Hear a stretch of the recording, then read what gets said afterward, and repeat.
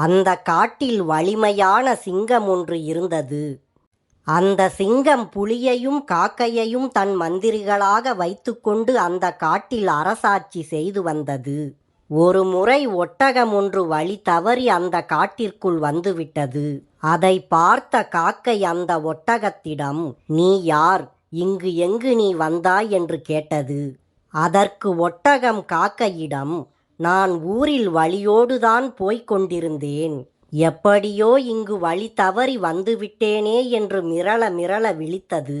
இதை கேட்ட காக்கை, "சரிதான், வகையாய் மாட்டிக்கொண்டாய் நீ" என்று முணுமுணுத்து கொண்டே அந்த ஒட்டகத்தை அழைத்து கொண்டு போய் சிங்கத்திடம் விட்டது காக்கை. அந்த ஒட்டகத்தை கண்டதும் சிங்கத்திற்கு சிரிப்பு வந்துவிட்டது. கோணலும் மாணலுமாய் இருக்கும் இத்தகைய விலங்கை இதற்கு முன் அது பார்த்தது கிடையாது. அதனால் சிங்கம் காக்கையிடம், "இது என்ன நூதனமான விலங்காக உள்ளதே? இது காட்டில் வாழும் விலங்கா அல்லது நாட்டில் வாழும் விலங்கா?" என்று விசாரித்தது. அதற்கு காக்கை, "இதை ஒட்டகம் என்பார்கள்" என்றது.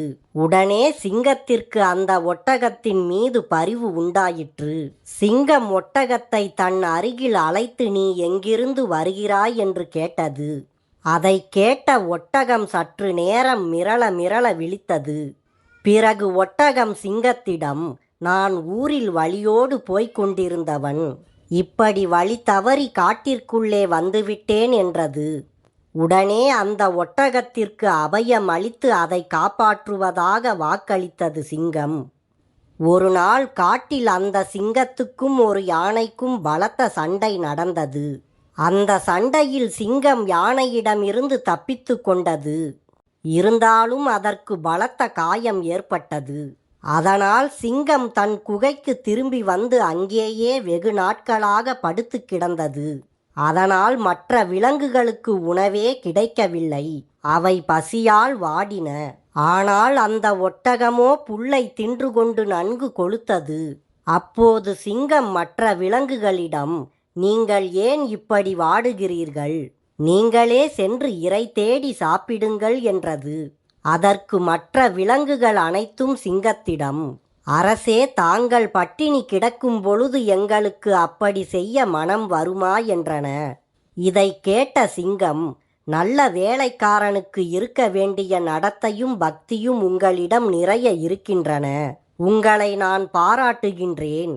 நீங்கள் இரை தேடி செல்லுங்கள். உங்களுக்கு இரை கிடைத்தால் எனக்கும் கொஞ்சம் கொண்டு வாருங்கள். அதை உண்டு என் பசியை நான் போக்கிக் கொள்கிறேன்" என்றது சிங்கம். சிங்கம் கூறியதை கேட்ட மற்ற விலங்குகள் அனைத்தும் பதில் ஒன்றும் சொல்லாமல் அமைதியாக இருந்தன. அதை கண்ட சிங்கத்திற்கு கோபமே வந்துவிட்டது. உடனே சிங்கம், "வெட்கம் கெட்ட விலங்குகளே, உங்களால் அப்படி வேட்டையாட முடியாவிட்டால் ஏதாவது விலங்கு இருந்தால் என்னிடம் வந்து சொல்லுங்கள். நான் மெதுமெதுவாய் வந்து அதை கொன்று உங்களுக்கு உணவு படைக்கிறேன்" என்றது. சிங்கம் இவ்வாறு கோபத்துடன் கூறியதை கேட்ட அனைத்து விலங்குகளும் உடனே காட்டிற்குள்ளே புகுந்து ஏதாவது விலங்கு கிடைக்குமா என்று தேடின. ஆனால் ஒன்றும் கிடைக்கவில்லை. அப்பொழுது நரி காக்கையை பார்த்து கூறியது, "நாம் கையில் வெண்ணெயை வைத்துக்கொண்டு நெய்க்கு அலைகிறோமே, அதோ நம் சிங்கத்துக்கு சிநேகமான ஒட்டகத்தை பார். அது நன்றாய் கொழுத்து கொழுகொழுவென்று இருக்கிறதே. அந்த ஒட்டகத்தை நாம் கொன்றால் நமக்கு பல தினங்களுக்கு போதிய அளவு உணவு கிடைக்குமே" என்று இரகசியமாக காக்கையிடம் நரி கூறியது. அதற்கு காக்கை, "ஆமாம், நீ சொல்வது சரிதான். ஆனால் நம் அரசன் அந்த ஒட்டகத்துக்கு அடைக்கலம் கொடுத்துள்ளாரே" என்றது. அதற்கு நரி, "ஆமாம், இருந்தாலும் அரசரை கண்டு பேசி ஒட்டகத்தை கொல்ல அவரை முடுக்கி விடுகிறேன்" என்று புறப்பட்டது. சிங்கத்திடம் சென்ற நரி அதனிடம் கூறியது, "அரசே, காட்டில் எங்கு தேடியும் ஒரு விலங்கு கூட கிடைக்கவில்லை. ஆனால் எங்களுக்கோ நல்ல பசி. நீங்களும் பட்டினியாக உள்ளீர்கள். இந்த நிலையில் அந்த ஒட்டகத்தை கொன்று நாம் பசியாறலாமே" என்றது நரி. நரி இவ்வாறு கூறியதை கேட்ட சிங்கம் மிகவும் கோபம் கொண்டது. "மறுபடியும் அப்படி சொல்லாதே. நான் அதற்கு அபயம் அளித்திருப்பது உனக்கு தெரியாதா? ஒரு உயிருக்கு அபய தானம் அளித்து அதை காப்பது மிக மிக மேலான அறமாயிற்றே. அதை அறியாமல் பிதற்றுகிறாயே என்று நரியை கண்டித்தது சிங்கம். அதற்கு நரி, அது சரி, நீங்கள் சொல்வது சரிதான்.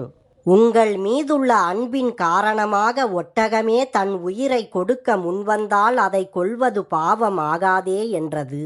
மேலும் நரி கூறியது, அதுவும் உங்களுக்கு பிடிக்கவில்லையென்றால் எங்களில் யாரையாவது கொன்று தின்று நீங்கள் பசியாறுங்கள்.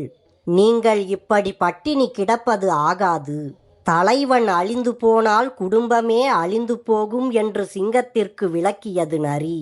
நரியின் இந்த வாதங்களை கேட்ட சிங்கம், சரி, உன் விருப்பப்படியே செய் என்று நரிக்கு உத்தரவு கொடுத்துவிட்டது. உடனே நரி தன் நண்பர்களான மற்ற மிருகங்களிடம் சென்றது. ஐயையோ, நம் அரசருக்கு மூக்கு நுனியில் மூச்சு ஊசலாடுகிறது. அவர் இறந்து போனால் நம் கதி என்னவாகும்? பட்டினியாய் கிடக்கும் நம் அரசருக்கு நமது உயிரை தந்தாவது அவர் உயிரை காப்பாற்ற வேண்டும். இது மாதிரி சமயத்தில் நாம் அது மாதிரி நடந்து கொள்ளாவிட்டால் நமக்கு நரகம்தான் கிடைக்கும் என்றது நரி. ஆமாம், நீ கூறுவது சரியே என்று நரி கூறியதை ஏற்றுக்கொண்ட மற்ற விலங்குகள் அனைத்தும் கும்பலாக சிங்கத்திடம் வந்தன. அவைகள் சிங்கத்தை வணங்கிவிட்டு கண்ணீர் சிந்தியவாறே சிங்கத்தின் அருகில் அமர்ந்தன.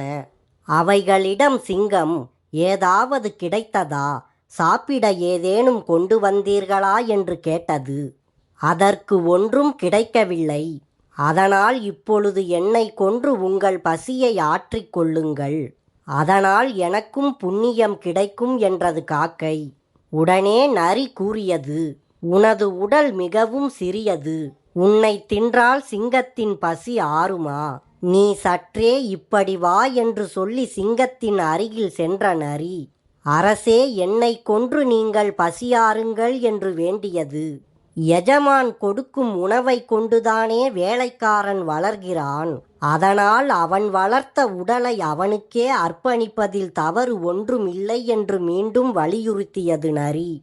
உடனே நரியாரே, உனக்கு மாத்திரம் என்ன பெரிய உடலா? இல்லையே. ஆனால் எஜமான் விசுவாசத்தை நீ நன்கு வெளிப்படுத்திவிட்டாய். அது போதும், நீ விலகிக்கொள் என்று முன்னுக்கு வந்தது சிறுத்தை. இம்மூன்றும் இப்படி போட்டி போட்டுக்கொண்டு முன்வந்ததை ஒட்டகம் பார்த்து கொண்டிருந்தது. ஆஹா, இவை மூன்றும் தம் உயிரை கொடுக்க முன்வந்த போதிலும் அரசர் இவற்றை ஒன்றும் செய்யவில்லையே. ஆகவே நானும் விண்ணப்பித்து கொண்டால் என்ன என்று எண்ணியது ஒட்டகம். உடனே ஒட்டகம், சிறுத்தையாரே, நீர் சொன்னது சரிதான். இருந்தாலும் தன் இனத்தாருக்கு தீங்கு இழைப்பவன் இம்மை மறுமை இரண்டிலும் நலன் அடைய மாட்டான். அத்தகையவன் மறுபிறவியில் புழுவாய் பிறந்து அவதிப்படுவான். ஆகவே நீங்கள் அனைவரும் சிறிது அப்பால் விலகிக் கொள்ளுங்கள். நான் சென்று நம் எஜமானனிடம் எனது விண்ணப்பத்தை சமர்ப்பிக்கிறேன் என்று கூறியது ஒட்டகம். உடனே அந்த மூன்றும் விலகி ஒட்டகத்திற்கு வழிவிட்டன. ஒட்டகம் நேராக சிங்கத்திடம் சென்று அதை வணங்கியது. பின் ஒட்டகம் சிங்கத்திடம், அரசே, நான் பெரிய உருவம். என்னை கொன்று தின்று தங்கள் பசியை போக்கிக் கொள்ளுங்கள். தன் எஜமானனுக்காக உயிரை கொடுக்க எவன் முன் வருகிறானோ அவனுக்கு கிடைக்கும் பேறு வேள்வி செய்பவனுக்கு கூட கிடைப்பதில்லை என்று கூறியது ஒட்டகம். ஒட்டகம் இவ்வாறு சொன்னதுதான் தாமதம். சிங்கம் ஒரு சைகை செய்ய சிறுத்தையும் நரியும் ஒட்டகத்தின் மீது பாய்ந்து அதன் வயிற்றை கிழித்தன. காகமோ ஒட்டகத்தின் இரு கண்களையும் கொத்தி பிடுங்கி அப்பால் எறிந்தது. பின் ஒட்டகம் உயிரை விட்டது. அதன் மாமிசத்தை மற்ற 4 பிராணிகளும் நன்கு வயிறார தின்று பசியை போக்கின. அப்பாவிகளை எளிதில் ஏமாற்றி பிழைப்பவர்கள் நிறைந்திருக்கும் இந்த உலகத்தில் நாம் எப்பொழுதும் விழிப்புடனேயே இருக்க வேண்டும். இல்லையென்றால் நாம் அவர்களின் வலையில் விழுந்து அழிந்து விடுவோம். அதுவே இந்த கதை உணர்த்தும் பாடமாகும்.